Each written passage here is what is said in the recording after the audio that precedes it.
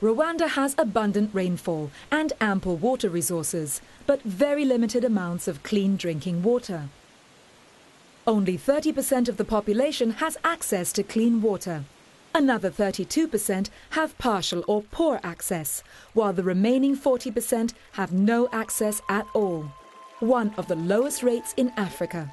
Collecting household water is often the responsibility of women and children. Sometimes as much as 12 hours is spent fetching the daily minimum of 60 litres of water that each household would need. When I wake up, I go to fetch the water to clean the kids and send them to school. Then I go back to fetch water a second time for cooking. And then I go to fetch water for washing the clothes. The lack of access to water places a significant burden on the women and children in the community, who most often have to do the fetching and carrying. As a result, economic productivity and children's access to education suffers badly. I often miss going to school because I have to go fetch water. I cannot afford to miss school more than twice a week. So Nestle stepped in. Nestle provided both $350,000 and the technical advice and support so that a pipeline could be built to bring water to the people. Nestle worked with the Lutheran World Federation and the Interfaith Action for Peace as their local partners. And the water supply project, which transcends religious and ethnic boundaries, was supervised by the local authorities and the Rwandan Interfaith Commission. Before the rehabilitation of this source, of course, the community used it to fetch water mixed with sand, and of course soil because it was not rehabilitated. And also the water was not enough. But nowadays, because it was rehabilitated, now the source can serve 10,000 families or almost 50,000 people in this sector.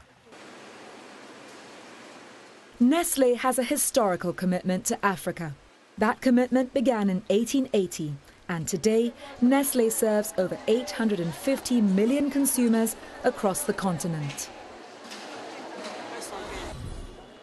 Construction on the water project began in mid-2007 and was completed in March 2008. The hardware provided included water infrastructure, a plumbing system, stone reservoirs, sand and gravel filter chambers, 25 kilometers of pipeline and 36 water points. Previously, people here wasted a lot of time fetching water. We had to travel long distances from our homes to get to where the water was. We did not have much time for other activities like farming. But now that water is available closer, things are different. We can spend more time farming, earning a better income. Thanks to the Nestle initiative, now water is also supplied directly to schools, greatly reducing the burden on children and mothers, who used to spend hours collecting water. Along with water, Nestle also identified hygiene education as a key area for improvement. A 2005 government survey found that less than 10% of the population has access to basic sanitation, while only 30% practice hygiene to the minimum acceptable standards. Often, it is children that are most vulnerable. For example, there was a severe problem of worm disease, and it was also affecting their school attendance because students had to take time off to go to the doctor or stay at the hospital. As a result of being sick and absent for a long time, their performance was also affected. Soil-transmitted parasitic worms are one of the most common hygiene problems. Children would face long-term consequences, such as impaired growth and cognitive development, severely affecting their work output as adults.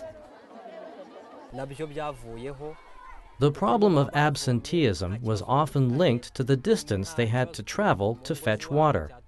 But now, because they are near the water, they can easily fetch the water, accomplishing their duties at home and at school. This has really solved the crucial problem of lateness and absenteeism. This is no longer a problem.